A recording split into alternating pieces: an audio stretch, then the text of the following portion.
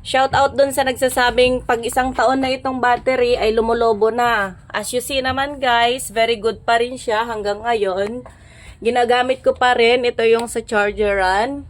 Tapos ito naman yung sa saksakan. Pag inon mo yan, open mo din dito. At ito yung cellphone. Ayan. Yan yung cellphone ng anak ko. As you can see, nag-charge naman, diba? Legit. Yung mga nagsasabi dyan na, pag pinatay mo, di wala na rin charger. Ganun lang yon. Kaya yung mga nagsasabi dyan na lumulobo yung battery na binili nila dito, no. Kasi mahigit isang taon na to sa akin.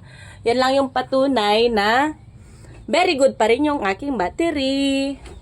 Sa solar ko kasi to ginagamit.